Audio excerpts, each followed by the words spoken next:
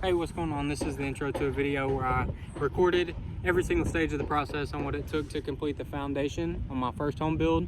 This home build is probably going to be my first rental property for a real estate investment. So I'm recording and posting a video on every single stage of the build. So if you haven't subscribed, then subscribe so you don't miss any further videos. But anyways, at the end of the video, I'm including a part on how much it costs. So make sure to stick around till that. Pick it up, pick it up, pick it up, pick it up. You see the drippy, I'm fitted up. Hop in my car and the giddy up. Secure the bag, yeah, I get the bus. Pick it up, pick it up, pick it up. You see the drippy, I'm fitted up. Hop in my car and the giddy up. Secure the bag, yeah, I get the bus. Pick it up, pick it up, pick it up. I've been on the flex, let's flex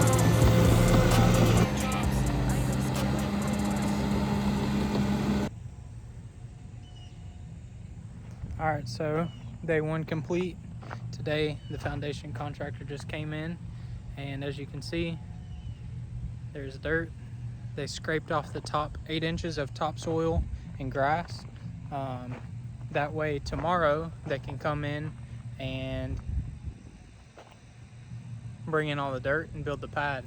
So they're bringing in 30 truckloads of dirt. That way they can raise the elevation of the concrete pad about 2 to 3 feet, because the lot's located in a floodplain and we have to build up the pad for the county. That way we can get our permit. So day one complete. Got the top 8 inches scraped, and tomorrow we start the pad. So see you then.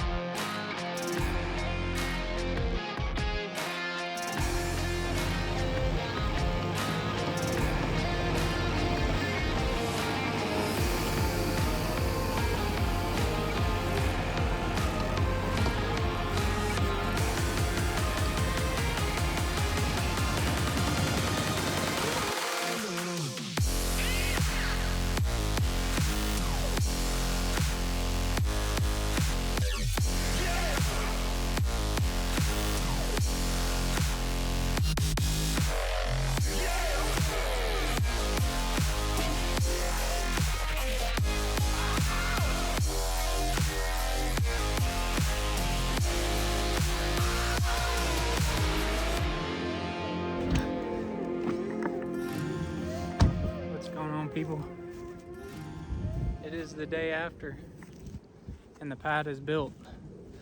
So first off, you see all this all these trees and stuff right here in the front bar ditch. Kind of got some stuff going on the side. I'm leaving that there because I'm not putting in a silt fence, because when you do all this dirt work and it rains, all that dirt will wash in your ditch and stuff. So instead of putting a silt fence, which costs money, you know, $1,000, I don't know, $2,000 probably for a lot this size. I'm gonna leave those trees up and that grass there to catch that dirt if it were to rain and start to move some of that dirt. So that's why I have these ugly trees and stuff here, so it doesn't look great from the street. But bam, the pad is built. It took one day to complete, and it went really smooth. So let's take a second and go over some of it. Man, this thing is hot. The camera don't put it in too good a perspective. I guess originally I wasn't prepared to mentally picturing how high it would be. I didn't know how high it would be, so it kind of caught me off guard, but looks good. So let's go over some of the details on what it took to build this pad. Okay, so how we built this pad is we brought in 35 truckloads of this dirt. It's called select fill dirt.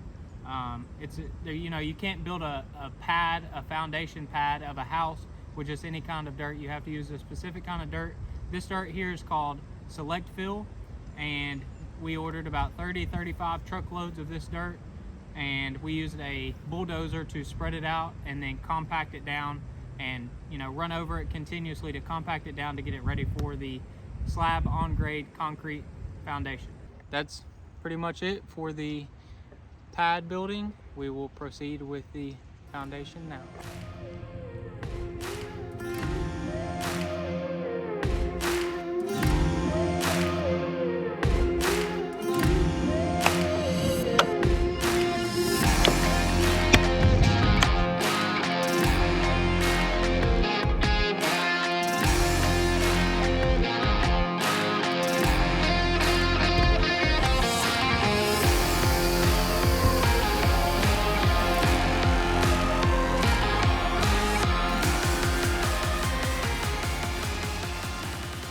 today we got the form boards put up.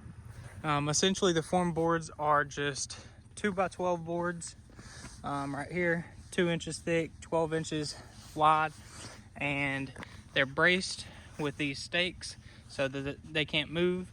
And essentially form boards are, you know, what they're named. They're called form boards because they form the foundation. That's the progress that was made today. Today's Saturday, so we won't be doing any work tomorrow, which is Sunday, so I'll pick it up next week.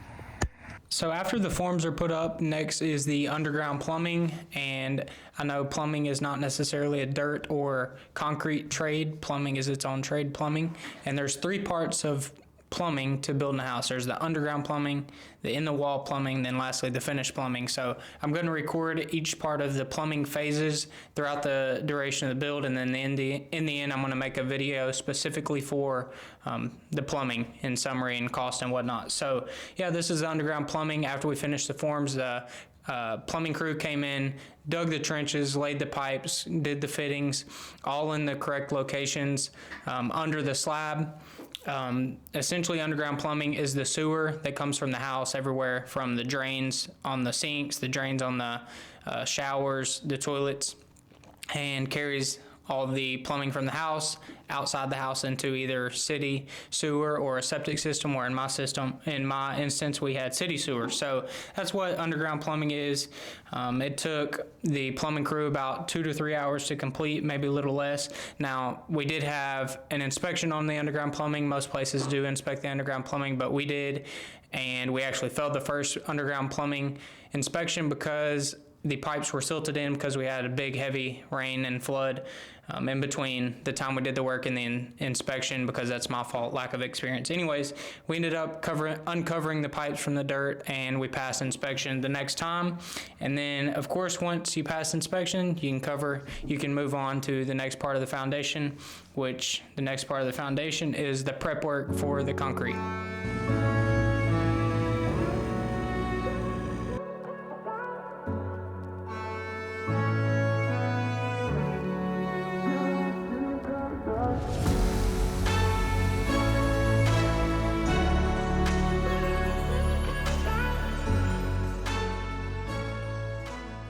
The crew is finishing up the concrete prep, so let's take a look. So after we set the forms, and the plumbing contractor came in and put all of the underground plumbing, this foundation concrete crew, they did the prep work. What they did is, first we dug the trenches. These trenches are going to be filled with concrete, and they are called the beams. I think they're 12 inches wide and they go down 2 feet. So as you can see, they're kind of like a grid going through the house. Next, they put a moisture barrier over the over all of the exposed dirt. That way it will keep water from seeping back up through the pad into the foundation. And then lastly, after that, they put the rebar, and the rebar is what ties it all together, you know, and it reinforces the concrete, because without it, it wouldn't be as strong, but with the rebar, it makes it a lot more strong. And then today, or tomorrow, we are going to pour the concrete, so.